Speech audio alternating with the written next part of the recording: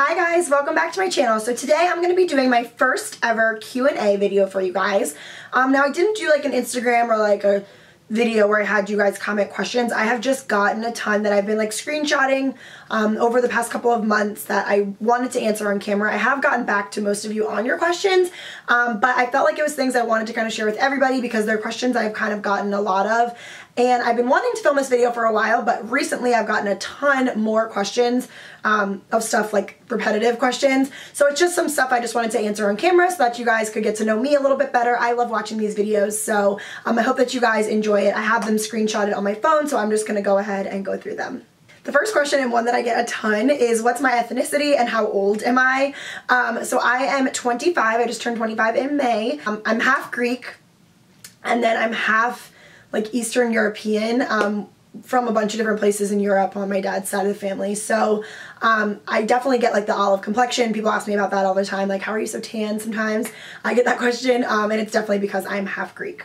This one I get a ton as well. How did you and Franco meet? How long have you guys been together? And Franco and I met in high school. He is 2 years older than me, so we weren't exactly like the best of friends. I mean, our circles of friends hung out a little bit, but where we are from, everybody kind of hangs out at the same places and stuff like that in the summer. So the summer before I went into my senior year of college, which was 4 years ago, we started dating. Like we just started going out in the same places and kind of realized that we liked each other, and yeah, so that's kind of how it all happened. But I had known him well before that, so we knew each other's friends, so it was super easy when we first started dating, because it was like we kind of knew each other a little bit before that. Okay, the next one I get is, do we want kids?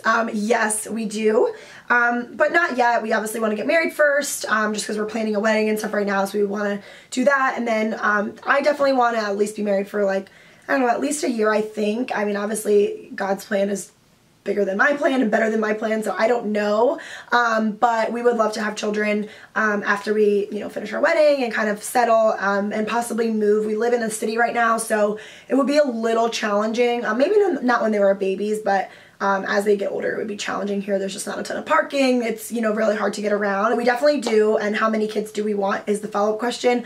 I would say probably 3. I would be fine with 2.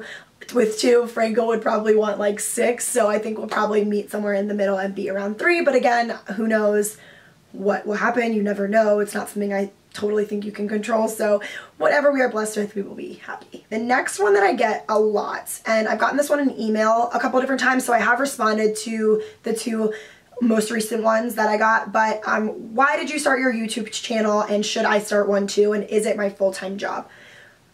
So why I started my YouTube channel is that I loved watching them a couple years ago. I just started really getting into it, and I felt like I love beauty and fashion and stuff like that, and I wanted to also share that the same way that I was looking, for answers and cool tips and tricks through my favorite YouTubers. I was like, I want to share that, and I was really, really, really nervous to start. But the other reason that I started was Franco works a ton. He works really late during the week, and he works most weekends on Saturdays. So when we first moved in together, I like kind of noticed on Saturdays I was like a little lonely around the house, and I was like, you know what, this would be a perfect day. Like I could on Saturdays just film YouTube videos. Like I love them and whatever. So I actually filmed my first 2 just in our bathroom in our old house, in front of a window on like my MacBook laptop. Once I put up like I want to say maybe my first 2 videos, he was like, let's get you a camera. Let's like, you love it. It's fun. It's something that you want to do. So I bought a Canon T5i Rebel camera and a ring light, and that's still exactly what I use. I haven't changed anything ever since then. I mean, I've learned how to use my camera a little bit better, but that's the exact setup that I have now. I don't use any really crazy professional stuff, but I love it. And I think his encouragement and like just friends asking me all the time about my makeup or outfits and stuff, and like my mom always being like, I watch your videos, it's just kind of something fun for me. It's a hobby. It is not my full-time job, to answer the next part of the question. And I didn't start it to be a job. If that ever happens, that would be so cool if my life went in that direction, but I didn't start it to become a job. I started it for a hobby. I just really enjoy doing it, and I don't think of it as like something I have to do. It really is just something fun for me. I'm never like, oh, I have to film today. I sit down when I want to film. It's not my job. I do it straight up because I love it. I love interacting with you guys, and it's a lot of fun for me. And should you start a YouTube channel?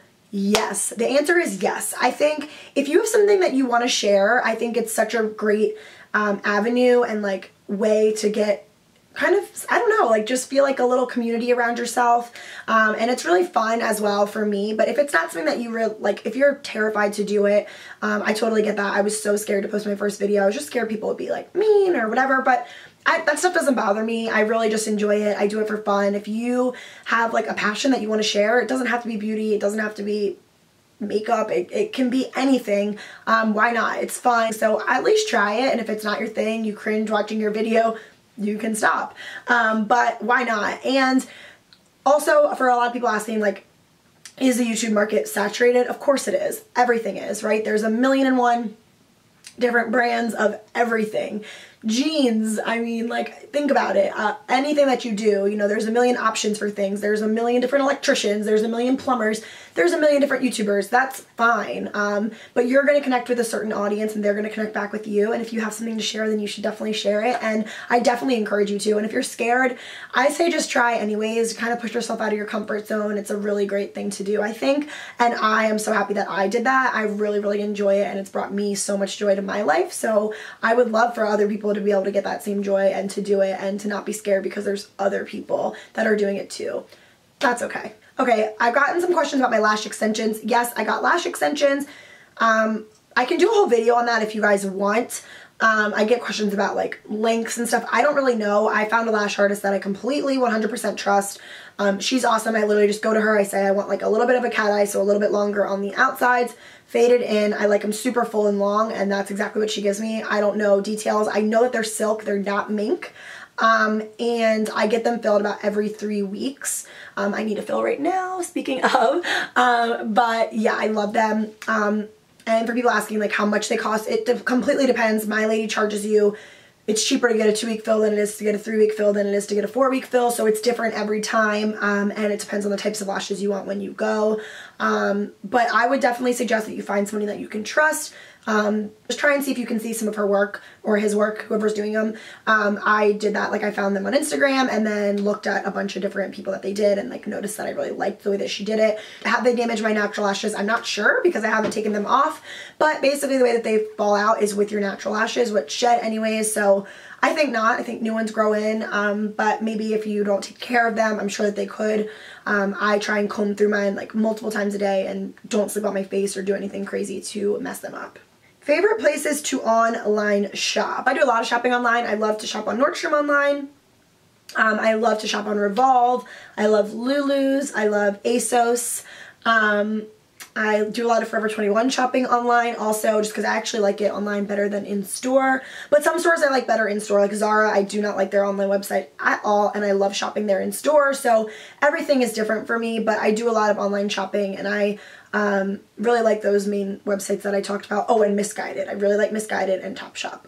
Favorite lipstick combination. I get this one a lot too. It's so funny.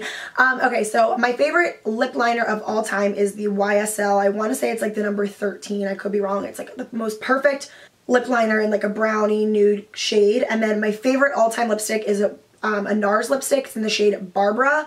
And then my favorite gloss to put on top of it is the Marc Jacobs gloss in the color Sugar Sugar. So that is like my go-to combo. The next question is, do you recommend the Louis Vuitton Neverfull that you have? Yes, that is my most worn bag, the bag that I get the absolute most bang for my buck on of all time. I got it in college, so I want to say maybe like my junior or senior year of college. I got it for Christmas one year, and I have probably, there's never been a season that I haven't at least pulled it out 10 times, I would say. Every time I travel, I use it. I use it most of the time during the day. It's a really great bag for me for work because I can fit stuff in it. I can, you know, it has a ton of space. It's comfortable on my shoulder. It holds a ton. I absolutely love it. It's right there with all my stuff in it. It's the bag I'm carrying right now.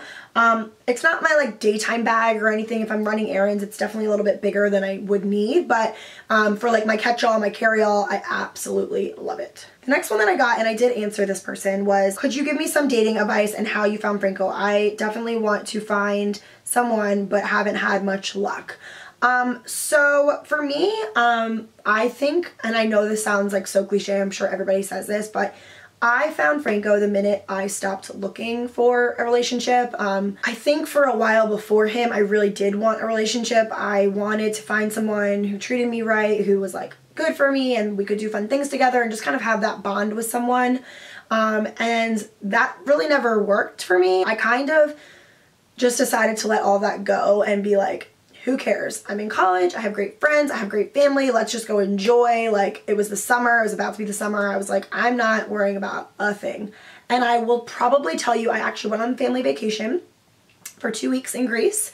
And I came back, and I want to say like a week later, Franco and I were basically together. And I, on that trip, like just turned my phone off. I didn't care. I just enjoyed with my family. I came back. I was like with friends. And I think when you're kind of carefree like that and when you're not looking, you put out a different energy and people kind of are attracted to it. Because I will say like happiness and self-love kind of brings in love, I think, personally. So that's definitely something I would say is just to love yourself and to be confident in being alone, because I don't think if you are, you can be a really great partner to somebody else. Dating advice, so I would say don't put yourself in a box. Don't be like, he has to be this tall, he has to be this, he has to have this job, he has to be that.